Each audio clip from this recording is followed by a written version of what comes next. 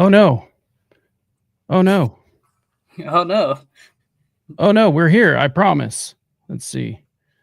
This is my bad. This is my bad. Oh man, boomer tech over here. Welcome back to Rise to Liberty podcast. We have a very awesome show for you today. Today's guest is a returning guest, Adam Maxwell. But before we get into this real quick, I just want to jump in and run our sponsor real quick, which is Nadu Shave Co. These are absolutely amazing safety razors. This is a company that actually gives a shit about you, that won't sell China-made plastic multi-blade razor crap, or try to, get some China-made razors and try to market it as America First or the conservative brand or whatever. This is a veteran-owned, family-operated business that actually cares about taking care of their customers and providing them with a quality product. It's one that I use personally, and I couldn't recommend Nadu Shave Company enough. So go ahead and scan that QR code or go to NADEAUSHAVECO.com and make sure to use promo code RISE15, RISE15, to get 15% off your order, and make sure to let them know that I sent you over there. Now, with that out of the way, Adam, how you doing, Adam? Thanks for coming back. Thanks for having me. I'm doing well, thanks. Of course. So, there's definitely 2 episodes that I need to make sure and put in the episode description. I've had you on before, so everybody make sure and go check those out down below. Other than that, do you kind of want to give a rundown of who you are and what you have going on with Liberty Rising and all of that? Sure. My name's Adam Maxwell. I'm the chairman founder of Liberty Rising Group, a non-profit organization dedicated to individual freedom, liberty, economics, think tank, etc. Personally, I am a former technology entrepreneur turned stateless refugee. We had 2 episodes kind of going through my story, and I'm now kind of full-time legal professional, mostly dealing with my case, escalating things to the highest international courts and things. So that's what I'm working on. As part of that, I have my Telegram channel at Liberty Rising Group, post lots of libertarian memes. Try and do so with not just entertainment. It's very entertaining, but also education, information, and fostering that sense of sovereignty, independence, and kind of what we're going to be talking about, hopefully, in this call. Right. And that's actually where I found you and where we kind of introduced each other, was on Telegram, which he has an amazing Telegram channel. I highly recommend everyone sign up if you don't already have a Telegram. And if you do, make sure and go find his channel, because it's awesome. It's actually one of the channels I keep pinned towards the top so I can always check. And yeah, make sure and go check out the episodes that Adam and I did where we talk about his story. Incredibly compelling, incredibly eye-opening, and a really important discussion in my opinion. So make sure and go check that out. Now, as far as today's episode, we're kind of talking about the philosophy of obedience versus like rebellion, asking the question of why is obedience typically the default for a majority of people versus rebellion. And I think there's a lot of different angles to this, which hopefully we can get into. But let's start here. So what do you believe, I guess, is the cause of people choosing to obey? Comfort and conditioning. I think that we live in highly advanced societies, and what is most advanced is their system, is the government system. For example, let's take very, very basics. Were you brought up in a private education, or did you go to what we hear is a public education? It's not a public education. Public schools aren't open to the public, accountable to the Right. public, run by the public. They're government schools. They're government educational facilities. And it's like that with everything. I want national healthcare. What do you mean government healthcare?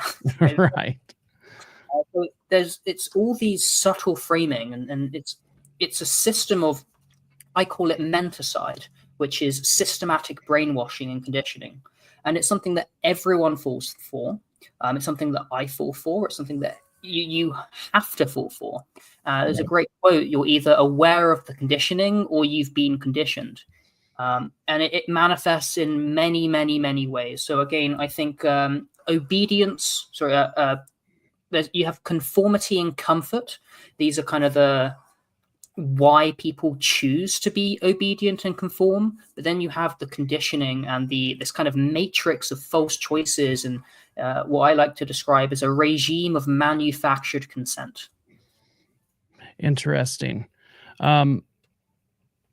Yeah, I think I would have to agree. It's definitely. So I actually tweeted something out much earlier this morning.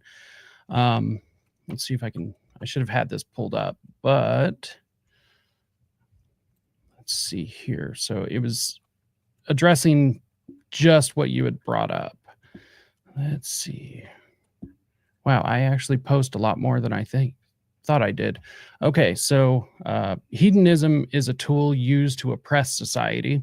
If society is structured so that people can devote much of their time to the pursuit of pleasures and the satisfaction of material wants, then persuasion and conditioning will be sufficient for exerting extreme control over a population. And, I think this is why we see things like the bread and circuses, why that is such a that's such not only a true statement, but that it is such a valid criticism of people. And I would have to argue that I think the schools are the number one reason for this. So I don't think we disagree there. I'm actually not sure where we disagree at all. You've got schools, you've also just got media and just constant conditioning. Allow me to give the most obvious example that I recognize pretty straight away. I remember when I was in school learning about the Russian Revolution. I grew up in London. I had no hate towards the Russians whatsoever, but I remember thinking, those stupid Russians, communist, they're backwards. Right. And I'm like, why is any of this? Like, that was what my mind just went to studying at 15, 16, maybe 7. Yeah, 15, 16. And like, as I've grown older, I've looked into things. It's like, well, no, there's like, and then I remember in 2017, 18, when like I hear people telling me how Russia's subverting Brexit and our democracy, and I'm like, no, they're not. These are narratives. It's not proven. And I don't trust the government. I don't trust MI6 narratives or CIA narratives.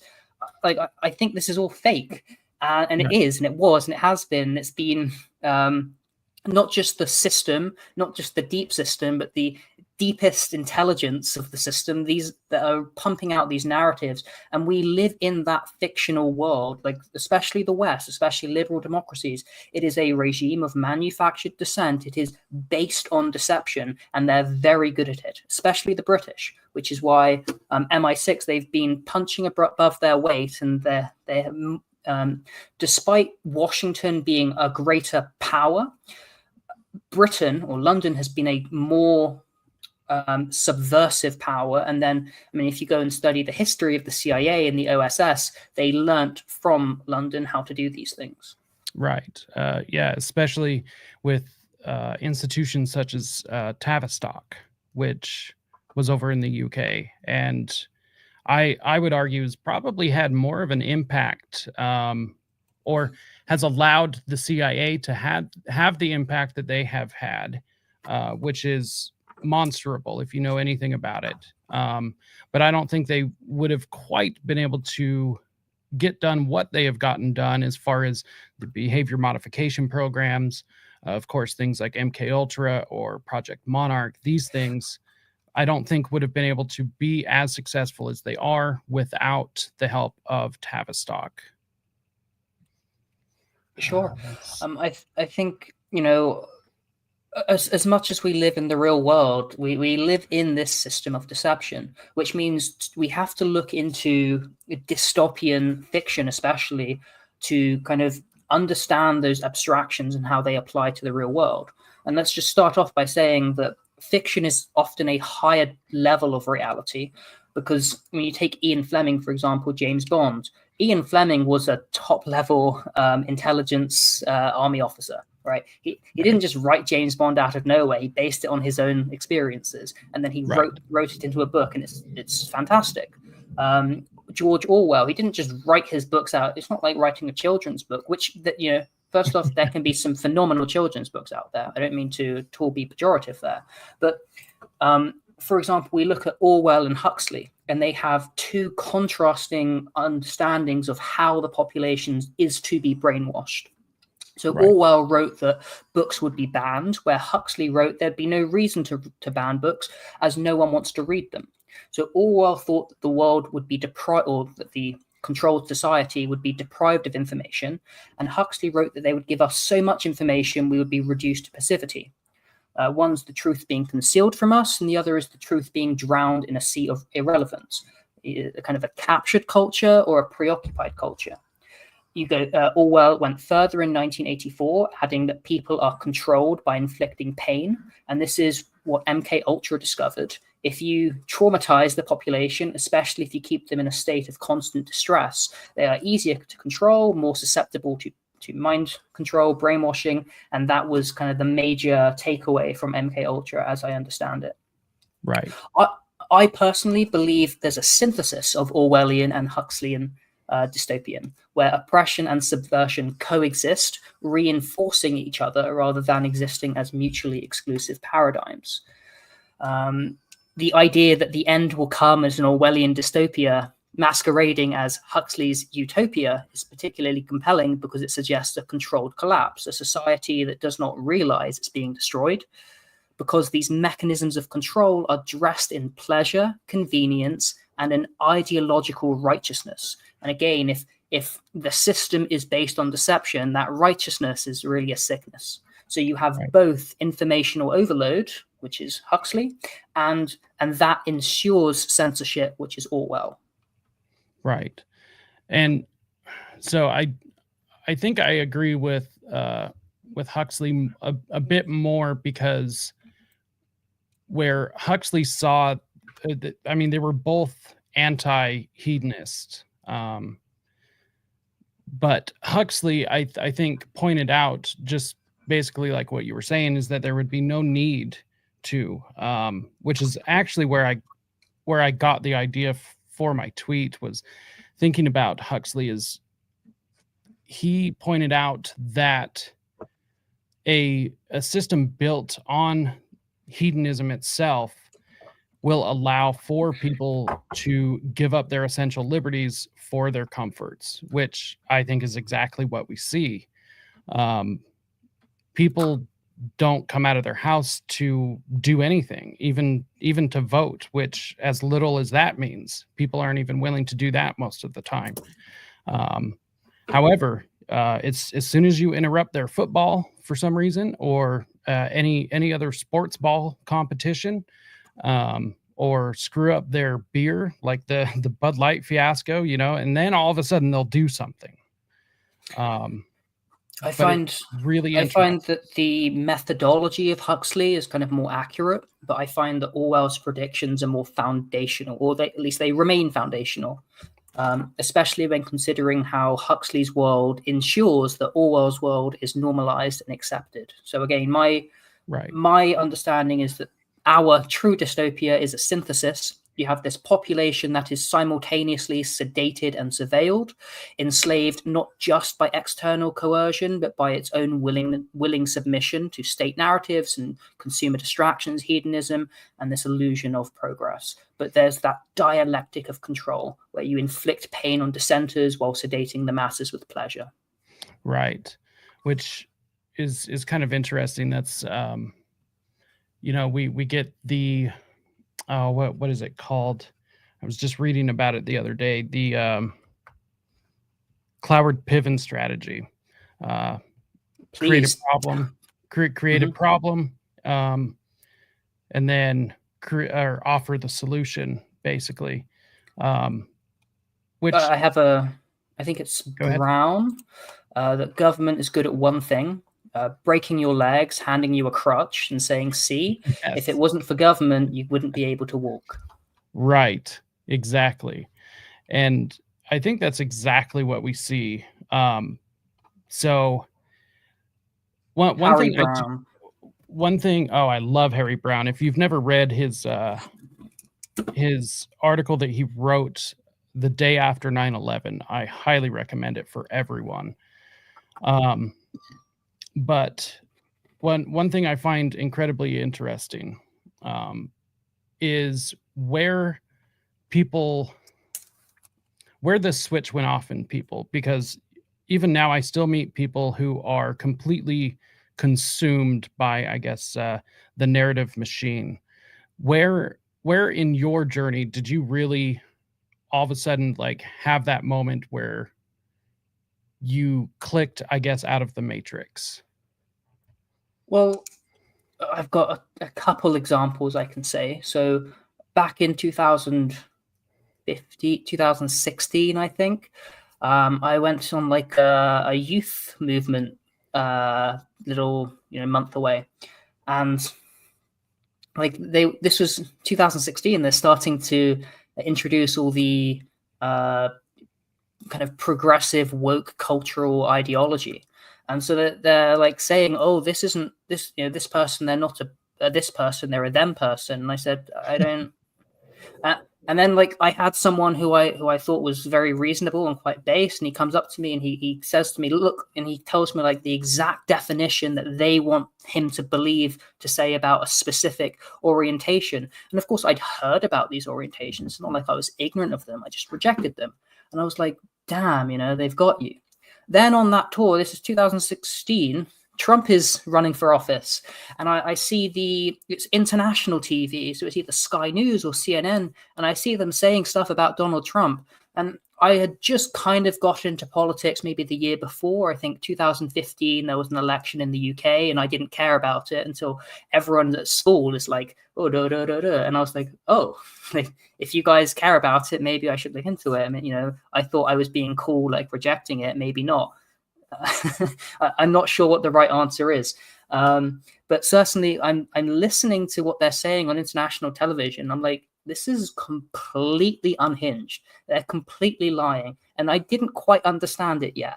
I was 16 years old. I knew about Trump. I liked the meme of Donald Trump. I still do. I don't like him as a politician, but as a personality, I think he's a great meme. Again, I have many disagreements with him. I dislike some of his personality. I dislike some of his policies. I don't love or hate him. He simply is. But then I noticed that I was completely outside this matrix. And again, completely outside this matrix, I was still conditioned. I still was subject to conditioning. I still believed in this concept of government, say.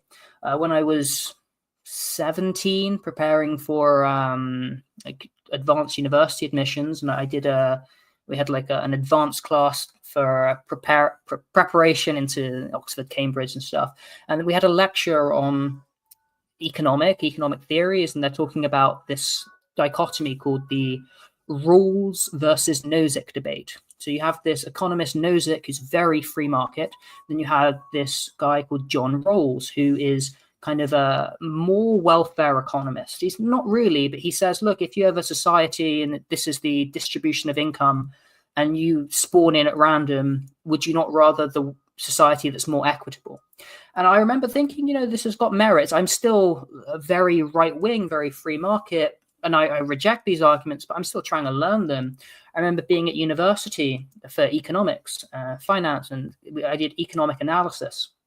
And the teacher says, look, here's the benefits of a monopsony, which is a centralized buyer of market of goods, as opposed to a monopoly, a single seller.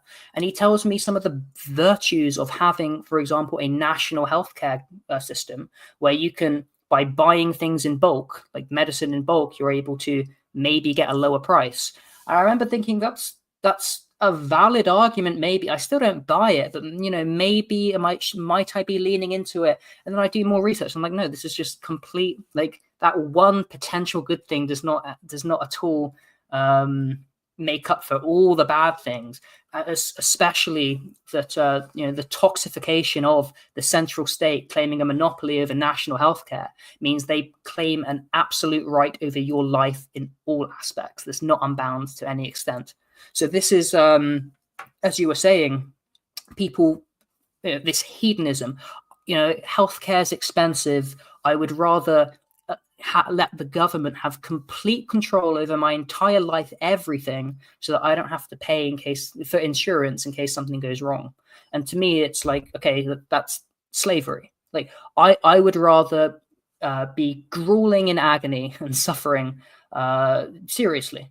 I would rather go through that than be a slave. You're muted. Oh, so I actually live near a military base, fairly close, and so sometimes I have planes fly overhead. Anyways, I would have to agree.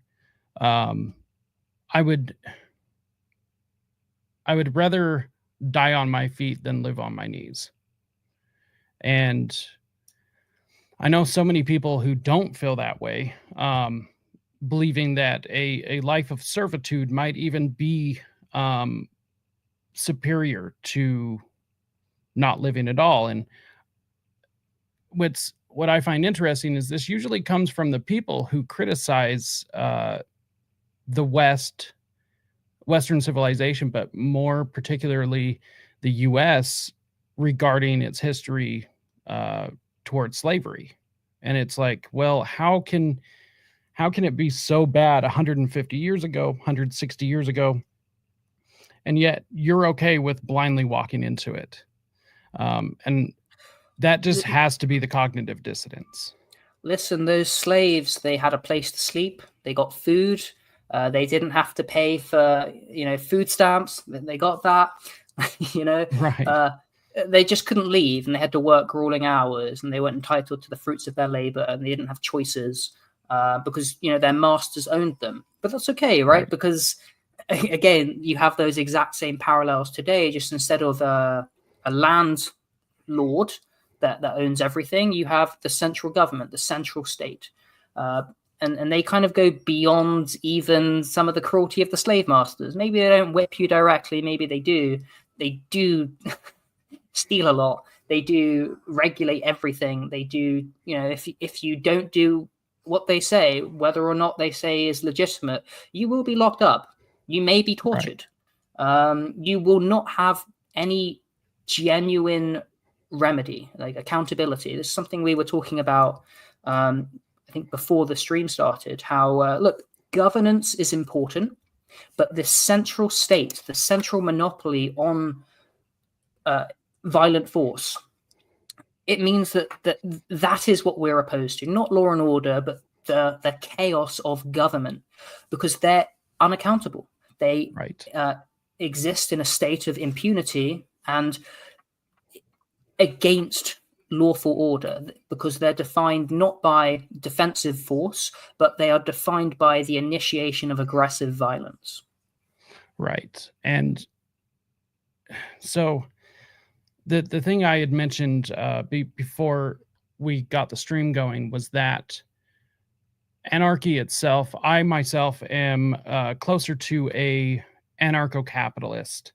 I am definitely a free market, especially when we're comparing it to a centrally planned economy. That is just absolute garbage. It has been shown to be garbage and will always be garbage.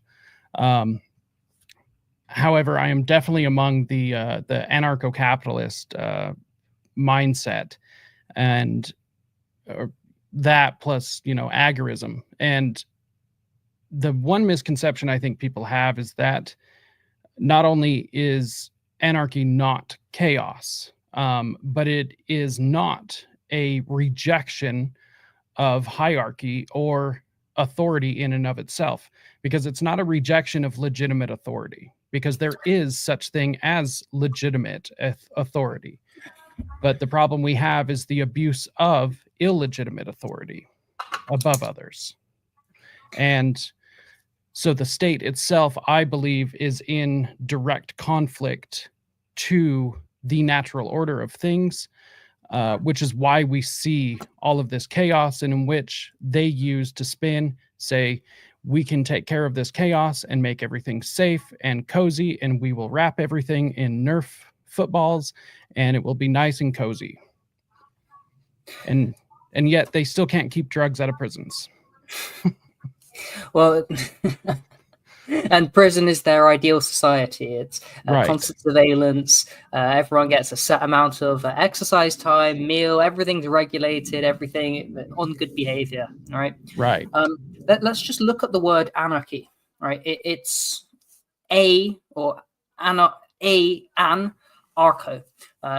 Anti meaning without, and arco meaning rulers. It's not without law and order. It's without rulers. So it means that all forms of government authority are unnecessary, undesirable, and it instead advocates for a society based on voluntary cooperation and free association of individuals and groups. It is not chaos. It is not lawlessness. It is based upon the principle of self-ownership. The idea that you as an individual are the exclusive controller of your own body and life. And anarchy is to be peaceful, who reject initiating aggression against anyone without exception. And this is in contrast to the statist system, which is, as I said, defined by the monopoly, the central monopoly on the use of force, and characterized by aggressive violence. So what is the difference between a monopoly on violence and simply exerting force? Because, I have the right to live in peace, but someone can come and punch me in the face. They can violate my rights, right? What does it mean to have a right? It means it's wrong to come and punch me in the face because you're violating my right. And it means I am then justified in punching you back and defending myself. I'm not initiating aggression. I'm exerting force to enforce my rights, right? Rights require enforcement. The state is different. It does not operate like this. So I think anarchy gets a bad rap because of the anarcho-communists. They reject legitimate authority, including hierarchy, whereas anarcho-capitalists, our side of it, we don't reject hierarchy. Hierarchy is natural. If I do a personality test, I score like a 9 or a 10 on the authority axis. So what do you mean? I hate government authority. Yeah, but because that's illegitimate. It's not natural authority. It's not traditionism. It's not. For example, if you have a workshop in your garage and you're building things out of wood, and you want to, you've got some capacity in your workshop, and someone wants to come and join you, and maybe be an apprentice, and you say, okay, you can work in my shop. I'll train you a bit. You can use my tools, but I'm going to sell what you do in my shop. And I'll give you, some compensation for that. Do we agree? And if it's voluntary, great, that's allowed. What the anarcho-communists will say is that's not allowed because you're exploiting this man who's voluntarily wanting to come and work with you. You're stealing the fruits of his labor. You don't own that workshop. That workshop is not private property, maybe, or personal property. He should have the right to come into your workshop, use your stuff, take your tools, do all that, and then take everything and do what he wants with it. I say, no, that's the man's private property. You can't just come in there. The point is that any enterprise, anything, everything has hierarchies, especially the lobsters. So we don't reject hierarchy nor authority. We reject the illegitimate abuse of authority, which is how I describe government, especially government by fiat. Fiat is traditionally defined as rule by decree, although I introduce an alternative definition: abuse of power. I would definitely have to agree with that. It's so where did you end up finding, in my opinion, the only correct viewpoint as far as rebellion and obedience, which is the anarchy side of things? Where did you end up finding these ideas? On my Telegram channel, Liberty Rising Group. I mean, I do my own reading, I do my own research, Right. I do research into libertarian principles and things, and the law, and I have to argue it legally in my case. But I've been running my channel now for almost 2 years, and I've learned a lot from people, and I've learned a lot by doing it. And I take my role here, even though it's running a meme channel. Essentially, it's not. It's a website for a libertarian NGO, and like I've learned a lot, and people that follow and subscribe, I hope, learn a lot, and it shows. So, people come in and challenge me. People come in and challenge other members, and there's discussion, and the stream of memes. Right? What is a meme? It's not just a funny cat picture. It's a medium through which you can easily communicate ideas and expressions and disperse them throughout culture and society. Right. It is propaganda in and of itself, which is in and of itself a neutral idea, a neutral tactic. It's all in the matter of how it is executed matters, if it's good or bad propaganda. Like I said, I absolutely love your channel, so everyone make sure and go check it out. It is in the episode description. You can find it through his Linktree link. So was that where you were introduced to the idea of anarchy? Was Telegram? Sure. As I said, I've always been the most right-wing economist in my economics classes at my university, and even dealing with professionals in business. I've found that I've come across as very free market. Now, I haven't necessarily joined the most free market areas, although I think financial technology is a business enterprise. There's a lot of free market people. Right. But I've certainly become more radicalized through Telegram, and that's because I've been exposed to these ideas, and they make sense, right? They're correct ideas. Right. And then you go through the nuance. So I study a lot of history as well in my spare time. I do history, law, politics, philosophy, quite a lot. Right. So I listen to a lot of people, and I remember this one video by Tick History. It says, "Anarchy isn't anarchy." And he references someone called Liquid Zulu, who's very focused on the legalistic. He says, yes. Look, anarchy is the application of the non-aggression principle. Everything else follows from that foundation. And he's hyper-focused on that. I disagree with him on nature. But other than that, I think he's very, very based opinions.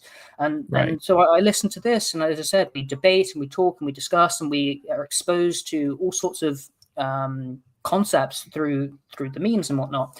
And I study, and again, I take it very seriously, my job as the poster there, the admin. And then also another thing that I'm doing, I'm not very good at this right now. It's going to take some time. Nothing's coming out soon. But I'm starting to try and write. I originally wanted to try and write some kind of, not manifesto, but kind of manifesto. I wanted to define this modern liberalism. It's not neoliberalism. It's progressed past that. It's progressive neoliberalism. Well, what do you mean by progressive? like Alzheimer's progressive. It's a disease that constantly gets worse and continuously so over time. Okay, so this woke Marxist liberalism, it's a new liberalism, and it's not neoliberalism, because you can go and read Milton Friedman's essays on neoliberalism from the 50s or 60s or whenever it is, and it describes a completely different philosophy. So I thought I'd write something like this. I take my research very seriously. I'm very forensic, methodical, systematic in what my approach to things. So it was taking a while, and then I've started. I've not written even a chapter, so that's why it's not coming out anytime soon. And I hope to be able to complete it at some point and start working through it. But I'm starting to write a quasi autobiographical novel based on my experience of the UK, and it's kind of an Orwellian, Kafka-esque catch-22, describing like this kind of 1984 in the modern day, and going through what occurred to me. So part of this fiction side of it is to say that I'm doing a lot of that fictional research. So I've got a treasure trove of this abstract analysis, and I've yet to put pen to paper, but I've done a lot of that like forensic analysis over things, and it's very, very fascinating. So is that where you like, is that your ultimate, I guess, your end game, at least in the near future? Well, my ultimate end game right now, I'm just finishing up, should be finished this week, my submission or complaint to the United Nations Committee Against Torture. I've tried going to the European Court of Human Rights for my legal issues. It failed due to a procedural, like, oh, you didn't include this information, and maybe it was a page too long. Okay. I went to the United Nations Human Rights Council, and they said, cool. Nothing happened. And then I've been preparing a diplomatic pursuit of justice, is how I've titled it, the DPJ, where I've prepared the documentation about my case, saying, here's the violations of law. And I was going to go to foreign governments and say, I invoke your legal obligations under this article, this convention, this instrument, come and help me. I've had some developments in the UK where there's just been so much systematic corruption that I've now logged it all, and I'm able to I've prepared however many pages and said, here's my case. Go to the United Nations Committee Against Torture under the instrument Convention Against Torture, and I'm hoping that they're actually going to do something. And in the absence of them doing something, because here's the thing: a slave is someone who waits for others to come and save them. So I'm invoking law, and I'm going to the highest authorities in the land. Do I find them legitimate? So far, no, but we'll see. So I'm going to try the UN Committee Against Torture, the CAT, and then, because I've got this DPJ I've described, I'm then going to try and go to foreign governments and try and invoke their obligations under the Rome Statute of the International Criminal Court, see if I can get my matter referred to the International Court of Justice. There may be a pathwork through the European Court of Justice. I don't know anything about that one. And then, again, the UN CAT. So I need to try and... I am in a very precarious situation where I've been denied legal personhood. So that's my focus, and that's why I've not been able to start writing anything much, because I do thousands of words on legal stuff. Right. And that's my absolute focus and priority. Right. So I do want to shift gears just a little bit. There's a couple of aspects of control that I wanted to discuss that I thought were pretty pertinent to the discussion. One is social contract theory, which is also known as contractual theory of society. Let's see. So in political philosophy, the social contract is an actual or hypothetical agreement between the ruled and their rulers, defining the rights and duties of each party. It suggests that individuals originally in a state of nature, form of society and government through this contract to escape an anarch existence. Prominent theorists like Thomas Hobbes, John Locke, and Rousseau developed varying versions of the social contract to justify political authority and individual rights. Hobbes emphasized absolute authority for security. Locke advocated for limited government to protect natural rights, and Rousseau focused on collective will and individual freedom. So kind of what's your take on the idea of this social contract theory? Sure. Can you please show me my signature? Can you please show me this contract? Right. Did I sign it by being born? Is my birth certificate that? Are you saying that not just babies, but newborn? Like, are you saying that the moment you come into this world, you have the capacity to consent? Like, no, of course not. This is statist nonsense. Unfortunately, it's an interesting philosophical concept, but it means nothing. So let's just take Hobbes, for example. He was, I've just looked him up, 1588 to 1679. This is hundreds of years ago. I mean, if you take the nation state and however the form of the state back in the 16th, 17th century, it is completely alien today. If you take the state 100 years ago, it is completely alien today. What you have is not, like, the point is that this evolves, and so these 16th century philosophical concepts, they're useful, but they're not binding. Like Locke is kind of the foundation of the American Revolution. I wrote a Substack on this. Property of the Self, the Lockean Foundations of the American Revolution. Pretty short article, but it's very insightful. The point is that these things aren't like, they're not nonsense. They're not without foundation. They're just wrong, because show me the contract. Now, you said it's an actual agreement, or you said it's actual hypothetical. Again, if it's actual, show it to me. If it's hypothetical, describe it to me. And you mentioned between the ruled and the rulers. What we've been describing is how we don't reject governance. We don't reject law enforcement. We don't reject natural authority. In fact, we purport natural law. What we reject is the illegitimate abuse of authority. So if there is some binding agreement between the ruled and the rulers, show me. Now, I would argue that that's kind of lawful society, right? That you've got this legislation, you're going to follow the rules, right? Sure, you can follow the rules, but what happens when you are your legal rights are violated by those authorities, and those authorities continue to violate your laws and rights? And what do you do then? Because now you'll say, well, I've done my part, right? Every obligation has a corresponding duty. If I have a duty not to punch you in the face, if you have the right not to be punched in the face, I have an obligation not to punch you in the face. So if I have a duty to follow the laws, then the rulers have a duty not to violate those laws. And when they do, everything breaks down. So there is no actual or hypothetical social contract. I didn't sign up to anything. The right framework for how society ought to govern is natural law, natural rights. Do not aggress.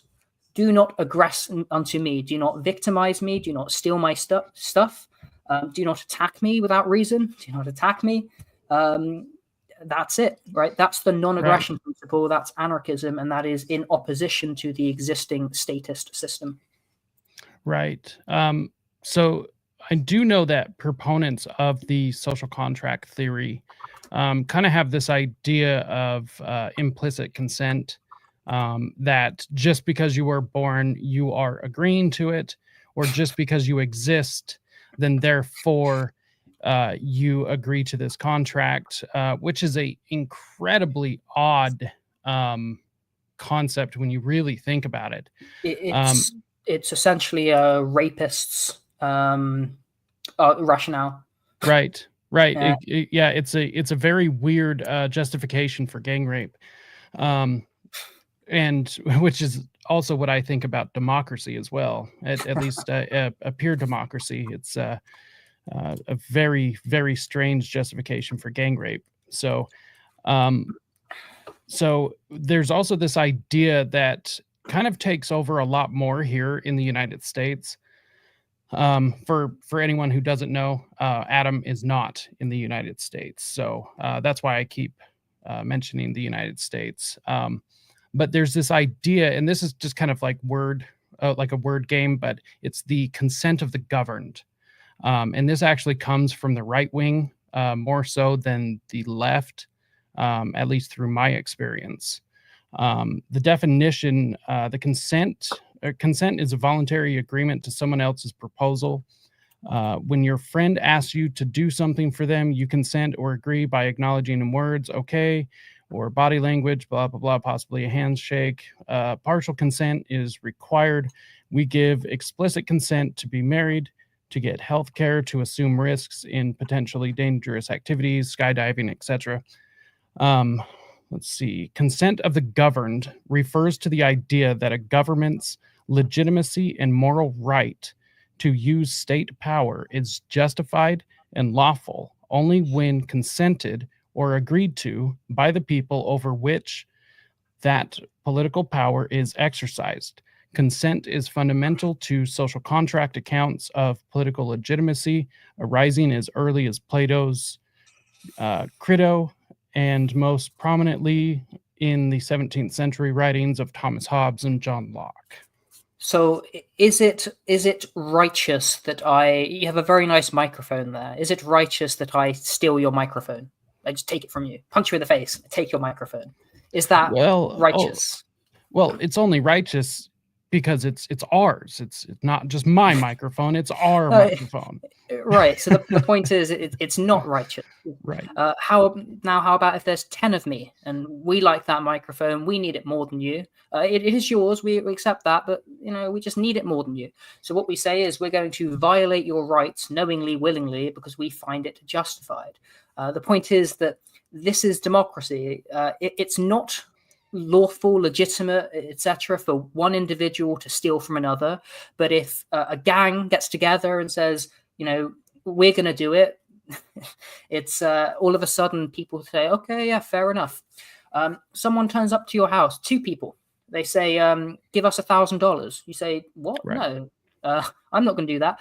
Person on the left says, look, give me $1,000. I'm going to buy some ice cream and I'm going to upgrade my car. Person on the right says, give me the $1,000. I'm going to buy you an ice cream and I'm going to upgrade my apartment. And you say, well, I don't want to give either of you $1,000. This is theft. This is coercion. This is extortion. This is democracy, right? You are presented with these false choices: left versus right, democracy, dictatorship. These are all meaningless distractions, and that it's illegitimate. It's unlawful. Like, give me the money. No. Like, why? I will voluntarily provide you with the money if I find that it's in my interest, that I want to. But now you're not dealing with this system of aggressive governance. This is now anarchy if it's voluntary. Statism is the idea that's so good it's mandatory, and it's mandatory with aggressive violence. Right. It's ideas so good that they must be forced upon people, because therefore people cannot be trusted to rule themselves. However, they can be trusted with power. Right. And not only that, because you centralize the power, this is the main problem. Under Anarcho-capitalism, the idealism, there exists law enforcement, but you have private law enforcement, which means like I want to buy a chair, there's 10 chair suppliers. I want the law to be enforced, there's 10 law enforcement providers. The problem is with the central monopoly, they don't have to abide by the law. They rule through decree. They rule by fiat. They rule with the abuse of power. which means they are unaccountable, they have impunity, and they are necessarily going to violate your rights. And they're going to do that because they're a monopoly. They're going to do their job inefficiently and at a higher cost as well. Right. So there is, let's see, I'm trying to get this brought up real quick. There is one thing I wanted to bring up. The subject itself doesn't necessarily matter, but it's more of the in regards to this conversation of state authority, or what is legitimate authority versus illegitimate. Let's see here. So, okay, I can get it brought up. Give me just 1 second.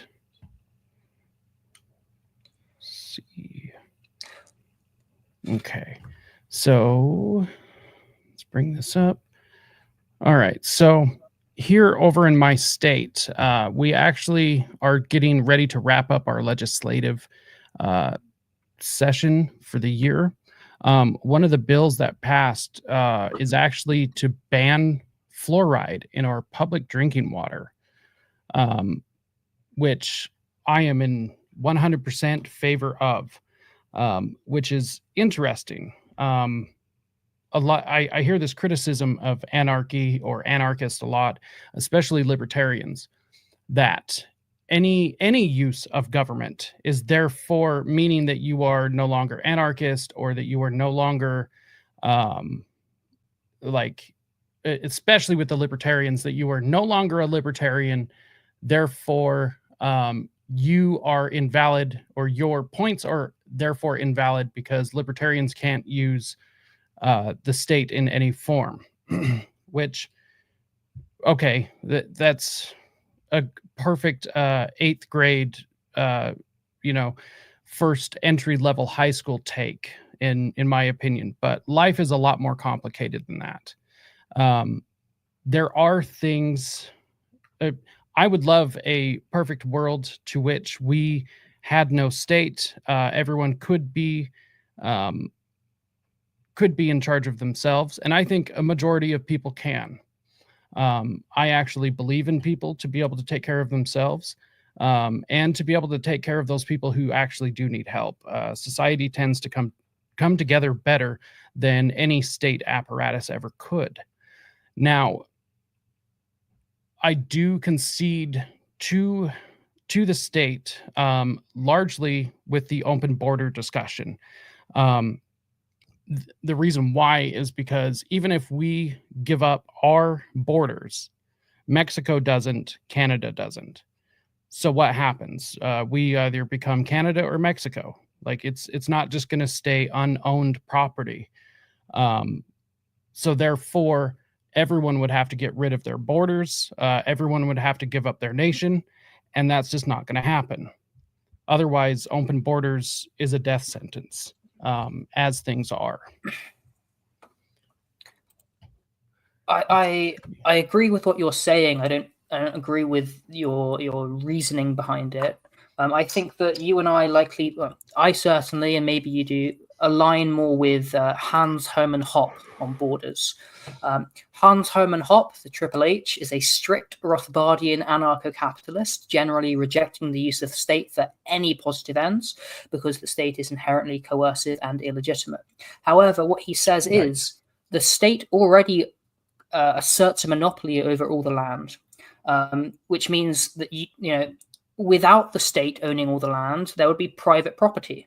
And so if you have the private property, for example, the border towns, you can say you're not allowed in, right? You can enforce your property rights and prevent people from coming. The government says we own all this land. Therefore, and so Hans Hermann Hoppe says, because the government is already doing something, and that something is evil, by not taking action, by not allowing the state to take a corrective action, you are permitting this greater evil to either recur or continue and progress. And so even though the state is completely illegitimate, it is the ultimate aggressor, it is, he rejects minarchy, rejects slippery slope, even then, because the state is already in a position that claims the monopoly on these lands, it is better to have border control by the state than not, because you've got this the current state which is already distorted. Right. Now, I would definitely agree with that. So to progress this a bit further, let's see here. Let's stop that presentation, and then let's see. So for anyone who didn't read it, or for our audio listeners, our blind viewers, it was an article from KUTV2 News. It's actually removed from the screen, but they had said in a post that Utah will become the first state to ban fluoride in public drinking water, despite widespread opposition from dentists and national health organizations.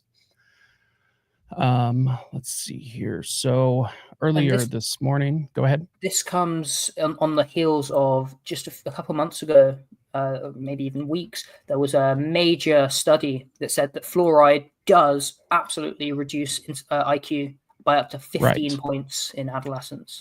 Which is actually right here. I had brought up, I had commented this on the post itself, that a nice appeal to authority, appealing to dentists and national health advisors that we need to put fluoride in our drinking water, which is a logical fallacy. Fluoride has been proven to be a dangerous neurotoxin, and it has zero place in our drinking water. Either nobody researched this topic before writing this, or this was intended to be propaganda. And I included 2 screenshots, one of which... The first 2 words of their government report, right? So this is not just like, and the point is that when, if it's even in the government reports and they are paid to try and propagate the government narrative, and not necessarily, they're not, they try not to be objective because they're, follow the money. That's what they're being paid for. So if the government's reporting this, right, and that was how absurd it was to me. So this government report, so from Fluoride Action Network today, National Toxicology Program authors published an article in the Journal of American Medical Association, JAMA, Pediatrics, with details underpinning the NTP report released in August 2024 that concluded fluoride is neurotoxic and can lower the IQ of children. Today's article adds to the science showing IQ losses can occur at exposure levels experienced by some people with artificially fluoridated water. Basically, like, this is like a huge meta study, basically, which, if you've argued with anybody about issues with like COVID or anything, like, these meta studies are always going to be argued like, oh, one study doesn't prove, you need a meta study. And it's like, okay, way to move the goalpost. But this report was basically a meta study out of 59 different studies. 52 linked higher fluoride levels to lower IQ. The average loss was 7 points. Reduced IQ was also found in meta-analysis that combined 7 high-quality studies having exposures below 1.5 milligrams fluoride per liter of water. I mean, this is a simple Google search. Like, Google's not even hiding it. For the longest time, I had been called a conspiracy theorist for many, many years over topics such as just this. Now, with that context behind us, I want to get to what I actually wanted to bring up, but that background was, or that context was, oops, let's see, not that one. That context was necessary for the post I'm bringing up now. So Derek Bros, absolutely love this follow, love this dude. He's great at his reporting. This was back in February 25th, 2025. Derek says, Utah close to fully banning fluoride in water, stripping cities' ability to decide. I know this is going to be tough for some to understand, but this is not a good idea. Sure, practically the idea that less people will be exposed to fluoride is a net positive. However, the precedent for allowing the state government to take away the voices of the localities, municipalities, is not a good one. I am always in favor of decentralization and localization. If some towns want to fluoride, let them. If they don't, great. But empowering the state government or federal government is not a step in the right direction. Of course, a bigger picture view of this is that democracy is flawed and it allows people who want fluoride to force their way on people who don't want it, and vice versa. So my question is what is your take, at least initially, hearing this?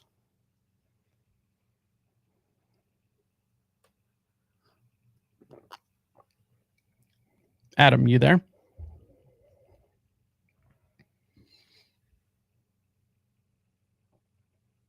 Oh, okay.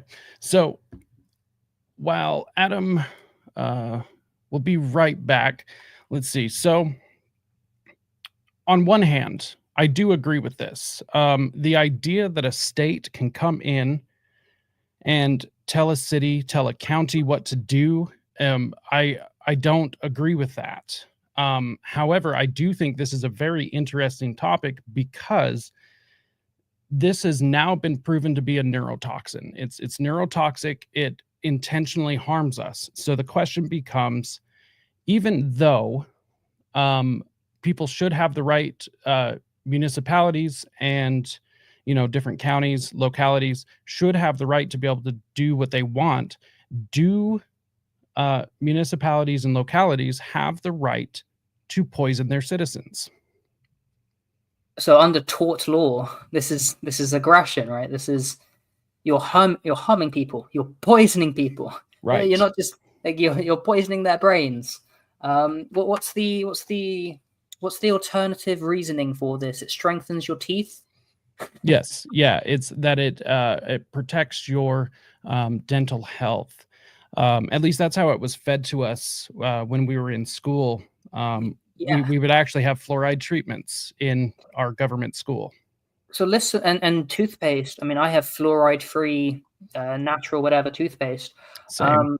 But it, would you like listen? Let's call it 10 IQ points, 7, 15, whatever. That's Right. significant, right? Every 15 IQ points is a standard deviation from the mean, meaning Right. 115 IQ means you are top third, or you're a third away from the mean. So you're the smartest, a third of the population. Another 15, you're 130. This is bordering on the genius mark. You're now the top 5% of the population. 145, that's one more 15. You're now the top 0.5% of the population, certified genius, right? Right. 7 points is half a standard deviation.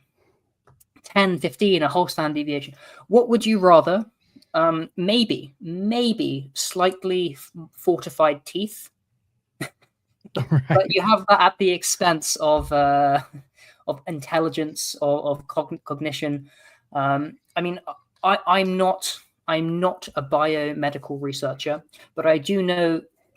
But I have read studies that suggest that Alzheimer's, for example, is the result of kind of free radicals and other neurotoxins and things that affect the brain, as well as an absence of cholesterol, which cholesterol is a fat. Your brain is one of the most demanding muscles. It needs fats for these things.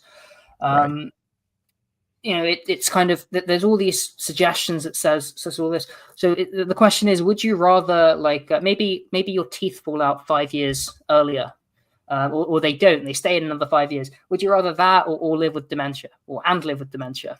right? For example, just, I'm not saying, I hope no one gets dementia, a horrible disease. I hope your teeth don't fall out. That's unfortunate also. The point is, even if what they're saying is true about fluoride, like protecting your teeth, which I don't know, I haven't really looked into that. It's clear, it's provably a neurotoxin, a poison, and I'm fine without it. Thanks. I'll brush my teeth twice as hard. Maybe I'll go to the dentist a few more times. Right. Floss. So I do find it interesting because I agree with Derek. Like, I don't want the state coming in and asserting their power over localities or municipalities.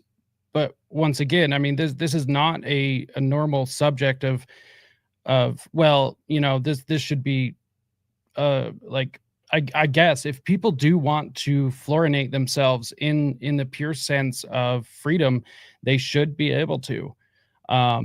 However, I believe that should be a personal choice and not a municipality or locality doing that. I do believe that, maybe it should have been presented to every county, although this could have taken tons of money and resources, presented saying, hey, this is a neurotoxin. You guys need to voluntarily remove this. And anyone who doesn't, we will pass a law and enforce that you do. Or, have a referendum, let the people vote on it, I guess. But I think this is in my opinion, since we have the state here, I do view that this is a legitimate use of government, as legitimate as a government can be. Although this is not the world that I would like to see. I would like to see maybe something like this passed with a sunset clause, to where it's illegal until it doesn't need to be any longer. But I mean, this goes in all many different directions. Is how do we make sure that it stays out of the water? However, I do think that municipalities and localities that are intentionally fluoridating their water are attacking the people. So what do we do about that? If it was a private company supplying that water, and you live in a market economy, conceivably you'd be able to take them to court, and there could be a class action. Everyone's involved, and they'll say, "Listen, you're poisoning us. We're going to compel you under tort law. You're going to pay us because you've been poisoning us. You need to stop." Again, you can have private courts in Anarcho-capitalism, and private dispute resolution organizations. But no one has the capacity right now to go up to the municipality and say, "Hey, you're fluorinating our water. I want to sue you over it." And maybe Bob and Greg, a few people, maybe I can get together. It's not happening, again, because you have the present state is of the government, of this centralized authority. You're living in that state. Therefore, it again goes back to Hoppe's argument that you're enabling, you're choosing the greater evil by not having the intervention. It goes to the aphorism, "You cannot be neutral on a moving train." Now, saying this, we've been talking about obedience, and hopefully, I think we're going to transition into rebellion. Yes. I am personally not a fan of voting or politics, but of agorism and living the anarchism.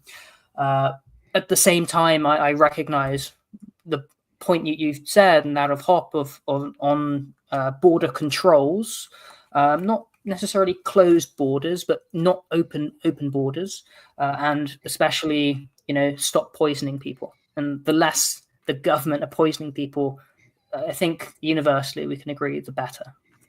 Right. And that's kind of why I wanted to bring this up, because this is like pulling me in both directions. I agree with Derek. I don't want the state coming in, but I mean, do localities have the right to poison their people? I mean, I guess if informed consent is truly had by the people and they choose it, then so be it. But I don't believe that informed consent has been given, considering that I still get called a conspiracy theorist if I bring up fluoride. So, but yes, I do want to move on. Let's see. So let's see. Hold on. I was looking for, got a bunch of tabs open. There was a quote I had. So I guess while I look for this, what does rebellion mean to you? Like what is your definition? What is your understanding? So before I go into that, I'm going to 1984. What they had? They had the inner party, the outer party, and the proles. I say society has 4 tiers. You've got the subjects, apparatchiks, the elites, and the sovereigns. So the subjects is the average person. They're conditioned to comply without questioning. Apparatchiks are the bureaucrats, the police, the corporate elites, the media enforcers, those who maintain order in exchange for power. You've got the elites, the regime, the cathedral, the architects of society, ensuring that rebellion is seen as madness or terrorism. And then you have sovereigns, those who have broken the spell and refuse to be ruled. So it is my opinion that subjects and apparatchiks fight over meaningless politics, and the real struggle is sovereigns versus the elites. So I would have to agree with that. So how do you? So first off, how are you sovereign? Well, how is control engineered? You've got fear and manufactured crises. You have debt and economic servitude, surveillance and social monitoring, propaganda, thought control. The state does not rule through force alone, but through dependency and perception management. So in order to break free physically from the state, you must first see through the illusion. Kind of awakening is the first step of the battle.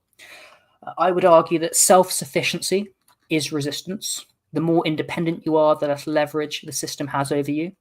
You should reject the false choices of the system matrix, as I said before, left versus right, democracy versus dictatorship. These are all meaningless distractions. Sports ball. Listen, you can have a hobby, you can enjoy your hobby. I don't mean at all to degrade anyone for their preferences. I'm sure, I enjoyed something you don't, and I think you may think something, one of my hobbies is stupid or pointless or whatever. This isn't at all demeaning anyone, but as we've said, it's bread and circuses. The system, for example, in 2020, the system said, all of you are non-essential workers. Go home, don't work, watch Netflix. And I said, what? That is crazy. But most people went, okay, and we're going to order takeaway to stimulate the economy. I'm like, oh, this is horrendous. So to be sovereign is not to be subject to these system controls. It's to live outside the system, from financial independence to legal loopholes. It's about not playing the game. Now, I think the best way to do that is not to live in major cities. I've lived almost exclusively in major cities. I would like to not live. I would like to have the capacity to not live in a major city. Presently, I'm kind of compelled to. My point is, I'm giving kind of ideal principles, and I admit that I presently don't have the capacity to live up to that, and I'm sure other people too. The point is, I'm not saying go and be a hermit in the woods, but probably don't live in the major metropolitan city capital. It's nicer probably living where there's fresh air. Right. Who would have thought? Right. So I think, resist. I think a great aphorism is resistance is fertile. True anarchy, true resistance is growing your own food, having a garden. And that's something that right. I would love to do more of. I'd like to have the capacity to. You say, what's my ultimate objective? Like half hour ago, it would be nice to have my own self-sufficiency. Right. And in my opinion, in the world that we live in, I I do view self-reliance and independence to be the true form of rebellion. Not only is it peaceful rebellion, but it actually frees pressure up on the system, because any state is going to want, well, and this doesn't make sense to me, but I'll touch on that in a minute. But our states are elites, which I do not agree that they are elite. However, their delusions believe that they are. We used to have aristocracy. Now we have democracy. Right. It's an appeal to the lowest denominator. So it's not a true elite, but they still do comprise the cathedral. It's like if you look at the leaders of states of the past centuries, and you look at the leaders of state today, and you see Mark Carney, who's now the Prime Minister of Canada. Mark Carney. Yeah, right. I mean, they have this oligarch, technocratic attitude. I think a lot of this comes from the eugenics movement, where it's we are the arbiters of truth. We are the great ones. Our bloodlines need to continue, and we are going to take care of the earth. I don't understand why they truly feel this way, but also the Bill Gates, the world is overpopulated. Right. Here, take this experimental vaccine. Right. I'm going to bioengineer mosquitoes to be able to inject people. Like, are you insane? I want to blot out the sun, Bill Gates. like allegedly, I was listening to someone and they said 20, 30 years ago, they used to spray pesticides to deal with mosquitoes around the USA. Then they stopped doing that because then the mosquitoes became pesticide resistant and it was causing all sorts of problems. This is not something I have any knowledge about, something I heard listening to someone. And that's kind of like, this is one of the problems with MRSA. It's just a disease that's running around hospitals, especially. It's a medicine resistant strain antigen, I don't know, that's really difficult to deal with. Right. And so they do still, I'm not sure if they use pesticides or herbicides. I do know in some parts of the country, they still do what's called mosquito abatement. And it's usually a wildlife law enforcement office that takes care of it. And like a natural resources office usually. And we have mosquito abatement here in my state. And it's basically a way to be able to track the population of mosquitoes, test for things like West Nile, but a way to be able to also control the populations. And it's really incredible. I'm not sure exactly, like I said, if they're still using pesticides or herbicides. If they were, it wouldn't surprise me. So one thing that the state will want us dependent upon them, that increases the need for the state. Therefore, they can keep increasing their their funds. They can keep increasing the size. They can keep increasing jobs. They can create temporary government programs that never go anywhere. They can create programs like Social Security, which ends up bankrupting us.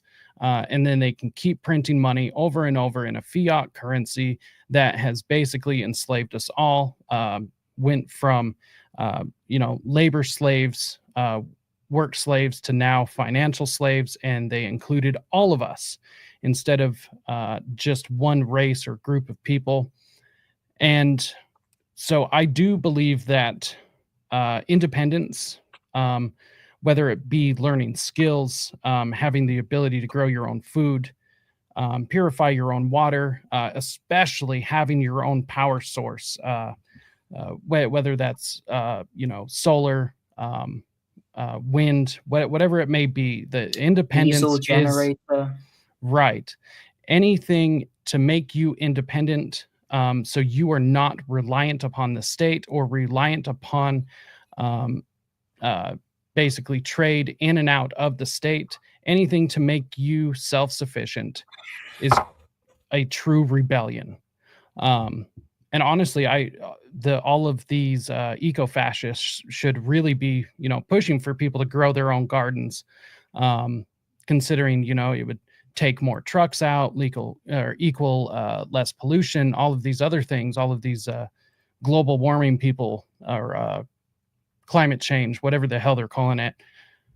You think they would be pushing for these things, but they're not, which is part of the reason why it's bullshit. Also, paying more money to the state is not going to make the weather gooder. So I do view that this independence is the way that we rebel, setting up things through the agora, using agorism, using the truly free market between each other is how we fight against this. To be able to set up, I guess, liberty enclaves would be a good way. Pockets of freedom, decentralized system.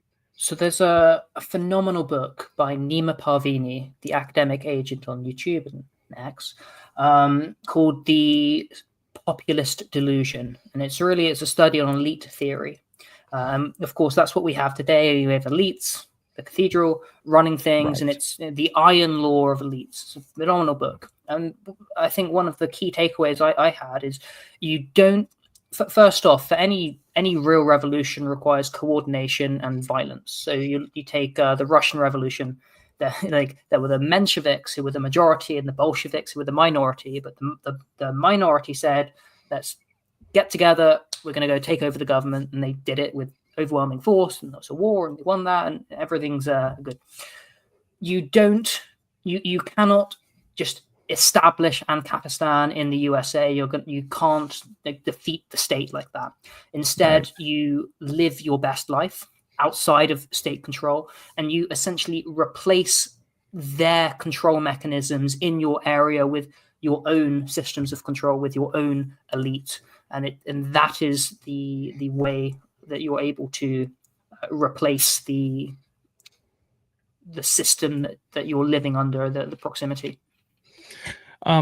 So the one thing I have come to learn, and I think this was probably the hardest pill I've ever had to swallow, is that some people genuinely, truly just do not want freedom. And I think that is the most absurd stance to take. But I guess they do have this right to object freedom. Of course, the standard is that your rights end where mine begin. So that's fine if somebody wants to go ahead and pay money to the IRS. I should be able to opt out to this and not be threatened with the loss of my freedom, the loss of more of my income, which is my property.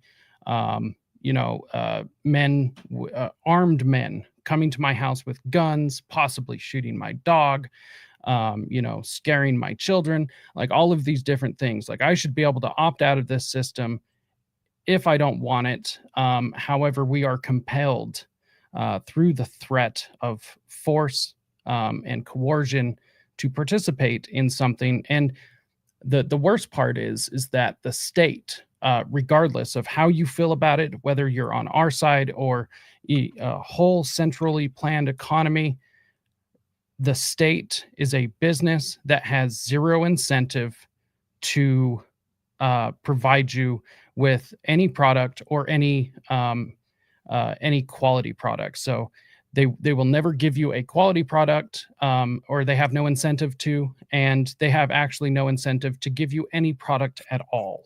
I think it's Musk that said the state or the government is a corporation at its limit. Yes. And now, of course, he's maybe limiting government, maybe. Right. I did want to ask you, how do you feel about Doge? What's your take? I don't believe in it. I'm not I don't worship it. I don't. It's still a government agency. We still have yet to see. I think it's part of a narrative. I think it's great. I think every government should have a dedicated provision to cut down on waste, efficiency management or management consultancy, less government, the better. Now, listen, when Milei, Argentina's president, took power, I think he cut 80% of the government. I think America should cut 80 or perhaps 99% of the government. So if they're going to say, we've cut, $1 billion here, $1 billion there, okay, good. I look at the US debt clock, that website, and I see that not only is the debt still growing, but the deficit's still growing, even though Doge's doing all of its things. And I think, I think about Trump's first 4 years, and why wasn't he doing any of this then? Now, maybe you say, he had 4 years of government. Now he knows how to govern. He had 4 years off to plan this kind of thing. Now there's Doge. Okay, look, cut down the government. I don't think we should be doing studies on transgender hamsters in Malaysia. $67,000 to transgender comic books in Paraguay, or like, come on, that's ridiculous. But then, then they say, oh, we're actually going to give you, some of those savings. We're going to pay everyone, freedom dividends or Trump dividend, whatever you want to call it. We're going to give you $5,000. Well, how about you just stop stealing money? Like, rather than giving multimillionaires that $5,000, just we're going to give a, tax break. We don't need to take as much tax anymore because we've saved so much money. So what I would like, as you can see, where's the deficit, right? So you've got the debt, which is a stock, the total debt. You can see it's rising. Then you got the deficit, how much that goes up every year. Even though Doge is there, the deficit is still rising. It's on so the second row on the right, the deficit still going up. So look, Doge, if it's truly saved $188 billion, which I don't believe, the point is, if I say I'm going to do a program, it's going to cost $100 billion. I've spent one. Doge comes in, they scrap it. Have they really saved $100 billion? Maybe. Accounting, yes. So I like, there's narratives there, and there's the reality. I'm happy with the reality. I'm distrustful of the narratives, but yeah, on the whole, it's better to do that than not. I think the bigger problem is government. It was government spending rather than saving on government, but it's also the warmongering, and this is something that Trump does appear to be saying. Hey, Russia, hey, China, how about we all cut back on the military spending because America's broke? But, I made a post on my Telegram channel, I think March 7th. So that was just Friday last week, about Maloney, about Zelensky, about Tusk. They're also, the Europeans are all saying, look, USA is trying to back out of this warmongering against Russia in the Ukraine. Maloney says, well, Ukraine will give you the security of NATO, including Article 5, without actual membership in the military alliance. Tusk, the PM or president of Poland, says Poland should pursue nuclear and modern unconventional weapons. This is a serious race. And I'm just like, these are scum warmongers. And what do they want? Because this is the other problem with government. They cannot back down. They have to perpetuate themselves. They have to self-justify themselves. They cannot admit they're wrong. So there's a common critique of anarchy. In the absence of a central state, wouldn't warlords take over? It's like, listen, those warlords have already taken over. Right. What do we have now? All the power. Yeah. And you look at, for example, the history of England. I'll take the 100 Years' War with France. They've been doing this all the way since then, where they say, okay, we've got some military capacity. They had like half of France through inheritance, and they said, we're going to wage war, aggress against the rest of France. They taxed England to poverty for 100 years. They lost all the territory, and England was more poor because of it. But the warlords became rich. The military-industrial complex became rich. This is how the state functions. And then the state, as we've described it, the lie is that we need the state to prevent chaos. The reality is that the state is manufacturing wars, crises, and economic stability and regulatory labyrinths, none of which exist in a truly free market. We don't need to be at war with Russia, but we in the West have been. We've at least been paying for it. I mean, thousands of dollars. Every person's been paying economically for a war which is completely illegitimate, based on fiat, based on ideology, based on the Frankfurt School. It's horrendous. It's unjust. Right. It's terrible. So one may believe that look, in anarchy, some people will die. Some people will be murdered. Some maybe the law enforcement doesn't reach. But anarchists did not carry out genocide. Anarchists did not carry out genocides against the Armenians in Turkey. They did not deliberately starve millions of Ukrainians. They did not create a system of death camps. They did not firebomb scores of large German and Japanese cities and drop nuclear bombs on 2 of them. Anarchists did not carry out the Great Leap Forward that killed scores of millions of Chinese, etc., etc., etc., children this century. Right. That is the state. The state is the enemy. That excerpt was from Robert Higgs, perhaps of the Spontaneous Order Society. Again, I'm just reading off some posts from my channel. This is the state, and they're creating this complexity for its own survival, making the solution to every problem more government. Right. In fact, you look, everything's based on deception. So you're going to have these repeated propaganda lines. What the Europeans have been saying is double down. So USA said we're going to be pulling back from Ukraine, and in the London summit, and they've been saying it for weeks. There's a phrase double down, and that's repetition is one of the greatest forms of mind control. Repetition is one of the greatest forms of mind control. Right. Yeah, it's definitely the most basic form of mind control. Repetition. Right. So one quote I wanted to bring up is, what country before ever existed a century and a half without a rebellion? And what country can preserve its liberties if their rulers are not warned from time to time that their people preserve the spirit of resistance? Let's take arms. The remedy is set them right as to facts, pardon and pacify them. What signify a few lives lost in a country or two? The tree of liberty must be refreshed from time to time with the blood of patriots and tyrants. It is natural manure.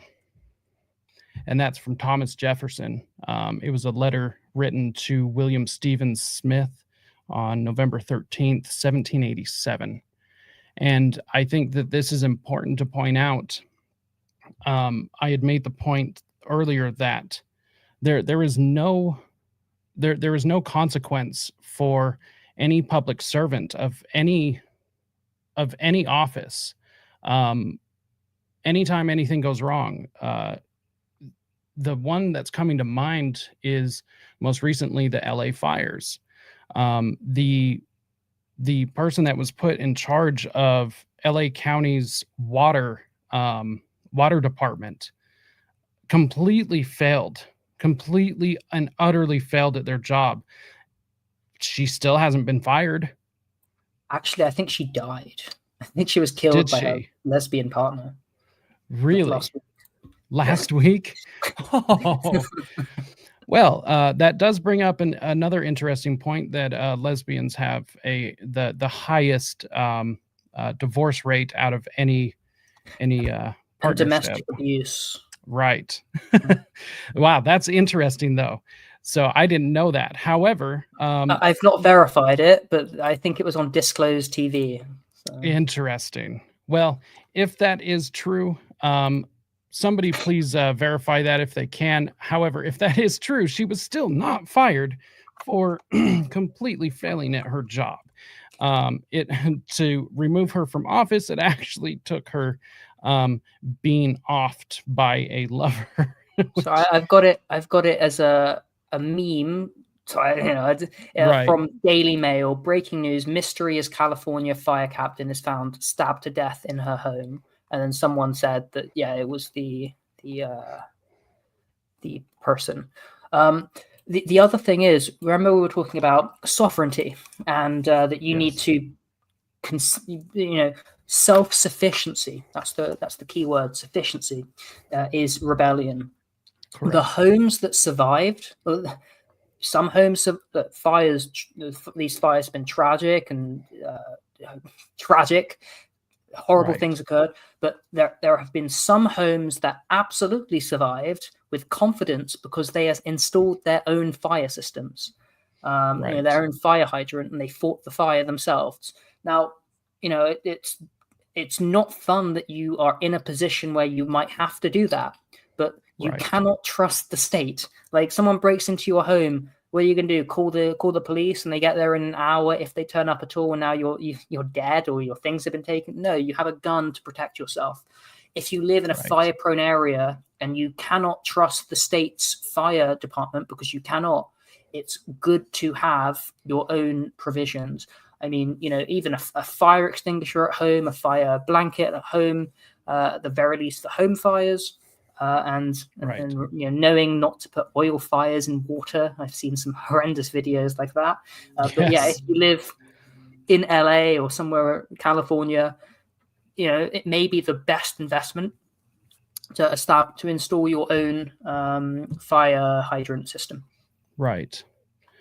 And even still, preaching a message of self-reliance and self-responsibility, which really gets at the core of genuine libertarian philosophy, especially anarcho-capitalism and these sorts of ideas, these individualist-based ideas.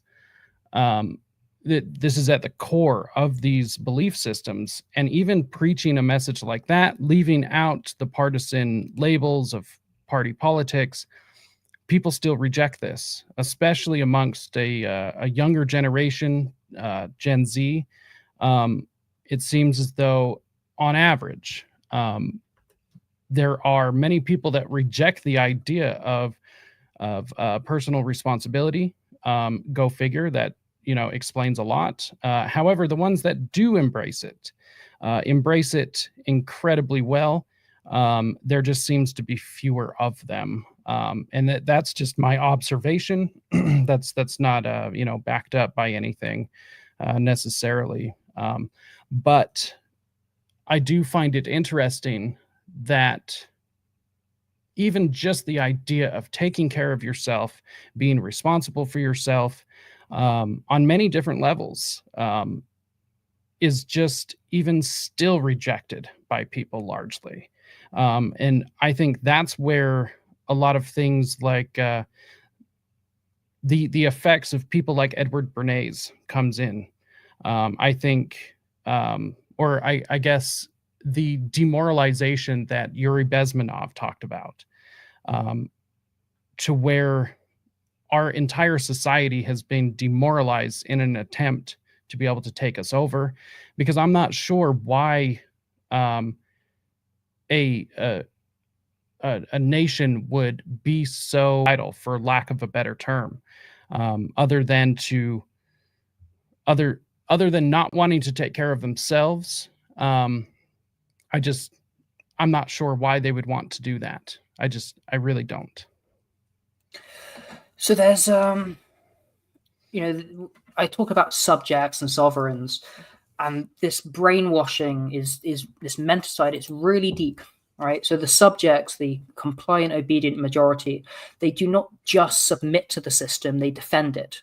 And they resent sovereigns because sovereigns expose the truth that their servitude is a choice. This hostility against sovereigns is not just ignorance, it's a psychological self-preservation. There is the comfort of submission, the fear of responsibility. Freedom, of course, requires accountability, and that's risky and uncertain. The state offers structure, routine, and predictability, even if the safety it offers is an illusion. sovereigns recognize that the security that is offered by the state is just well-managed captivity. So it seems to me that subjects don't hate sovereigns for being free. They hate them for showing that freedom is possible. So you have cognitive dissonance. You have this psychological investment. I don't think it's malevolent, but it is just a gross form of deeply entrenched psychological conditioning. Right. And that leads me to let's see, I was just trying to pull up a quote here, and we'll start wrapping up here because I don't want to keep you too much longer. You've been very generous with your time. Also, I've had an incredible time, honestly, just chatting and for lack of a better term, just bullshitting with you. It's been a true pleasure. So one thing I want to wrap up on is what have you or where are you as far as spreading liberty? What do you think is at least one way forward? What have you been promoting through the work that you do? What do you see as a way forward? Well, again, it's the education. It's you've got the waking people up, so alerting them to the systems of control and recognizing the conditioning that's there. It's a difficult and critical half of it. Recognizing these narratives. So, you talked about something earlier about the political system. I actually don't find myself believing myself to be political. I'm apolitical, or I'm radically political. It depends how you define it. If politics is the art of governing, and I reject governance, the state government, am I political or apolitical? So I'm not political, but at the same time, I have a principled stance on issues, and I think that's really the important thing. This is something that Larkin Rose talks about a lot. He's great. I recommend people watch him. If you don't have principles, you are so easily subject to be caught up in narratives, because that's what narratives do. For example, I don't want to give the example, but we're going to pass the law that's the pro-freedom law, the Patriot Act. You're a patriot, aren't you? Oh yeah, sure. Right. What does it do? Or the anti-inflation bill, where we're going to spend $200 billion. So you've got to have the principles first. So it's being aware of what's going on, and it's being, it's preaching a message of principles first, applying that to real life, and then spreading information, spreading radical anti-government propaganda, as well as I think it's important to have that solution part of it. It's all very, I think the one criticism I have of my Telegram channel is I think sometimes it's a bit too negative. I hope it's not, but I sometimes find it is. So I try on the weekends to try and post something positive, or try not to post negative stuff on the weekend. But I make a conscious effort to talk about what you can do to increase your freedom, to be more fortuitous against and safeguard your liberties. For example, what do you say when you were arrested? Nothing. Or lawyer. I said, and that's something that once you're aware of it, you hold that forever. I want my lawyer. I'm not saying anything else. I don't consent to searches or seizures. To have that information, to have that knowledge, fantastic. So again, I mentioned I do a lot of legal work. I do law. So having, basing that information of freedom, both forensically and saying, to be independent is to be free. Here's how you ought to be more independent. And we share resources and things, and we share means, information, etc.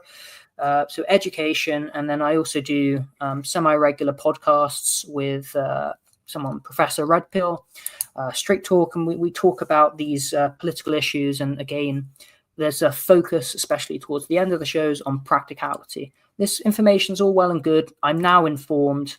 So what? Right. Exactly. What do you do from here? And you've got philosophy of obedience and rebellion. Right. Sovereign. And I couldn't agree more. That is, I noticed the major problem with libertarian, or the I'll just encapsulate all of it, the freedom movement or the liberty movement, um, whatever label people want to put on themselves. But the entire liberty movement, I've noticed one of these problems is that, outside of the constant and absurdly stupid purity test, which seem to just be constant, I swear. Outside of this, it is a lot of pointing out what is wrong, not a whole lot of what do we do about it. Um, and that has actually always been partially a feature of this show. Um, what exactly do we do about this? I have always tried to hope that I am able to provide guests to people out here, provide them with information, or to show off what people are doing out there, to be able to spread these ideas, different ideas that people can hopefully get behind, or maybe our conversation's able to spark a new idea with somebody and they can start a new program, a social program, or they can start a new group, or I don't recommend starting a podcast or anything. Like the market is saturated. Although I will never say don't actually ever do it, because let's overload the system with liberty-based content. The other thing to say is, if that's something that you do, like by engaging in it, you learn a lot. You engage in it. Right. If you treat it as not as the destination but as the journey, then do whatever you want. It can be massively developmental. Right. And so I think, at least what I would say to people is, definitely do whatever it is you want.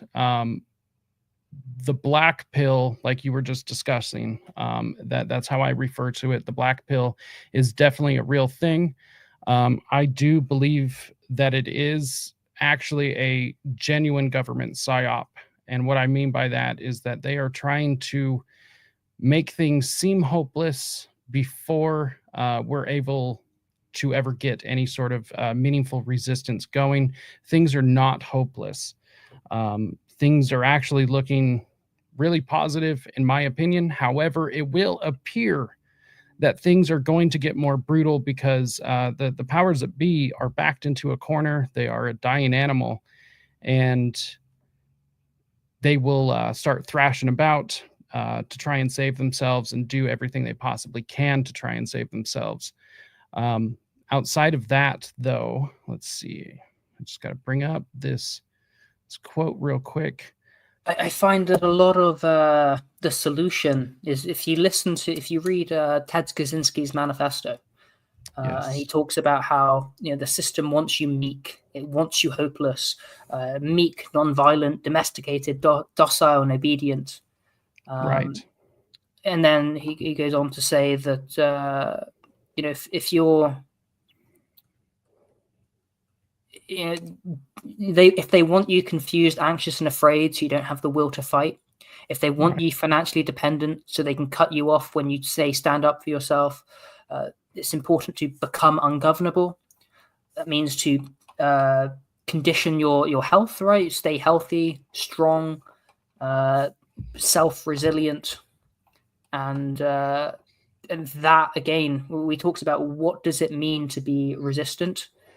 And it's to be self-sufficient, not to be dependent on their system, not to to homeschool your kids, to grow your own food, to turn off the TV, support small businesses, eat healthy and exercise, and spread love, not hate. Yeah, I would have to agree. There are a couple of things that I can definitely say that do help. A couple of things that people can do is they can definitely go down in the episode description and go click on your link tree to go pull up all of your links and go and follow your pages. Make sure and keep a close eye on what Adam is doing. They can also go to risetoliberty.com/links to pull up my links or everything in the episode description. Keep an eye on both of what we're doing, and along with a few other people, should never get your information from just one source. However, following both of us is something you can do that will definitely help, and we're usually open for discussions. So, Adam, there was a meta study that said if you follow Rise to Liberty and Liberty Rising, your IQ actually jumps up by 15-20 points. No, that's I can confirm that. That is a legitimate study. On that note, let people know where they can find you and what anything you want to announce or anything at all. Yeah, the best way to find me, follow me, is Telegram at Liberty Rising Group. I have, and all my links are in the link tree. I'm not especially active on X. I find it mostly kind of dead internet theory. I'm trying to be more active on YouTube. I'm trying to write some more. I'm mostly preoccupied with my own legal stuff. So just follow the Telegram is the best way to support me, my work, and the voluntarist freedom movement liberty, and share. And yeah, definitely make sure to do that. And I do want to get you back on for other discussions. I really enjoy having you on, and there's so many different topics that we can cover that I would like to hear your perspective on. This was an absolute fun one, a good one to jump this off, and hopefully we can get another one going here in the near future. Hopefully it won't take so long to get us coordinated, but I think we are starting to get that unlocked. One thing I wanted to end on right here is actually a quote from Edward Bernays. And the quote is, "If we understand the mechanisms and motives of the group mind, it is now possible to control and regiment the masses according to our will without their knowing it in almost every act of our daily lives, whether in the sphere of politics or business, in our social conduct or our ethical thinking.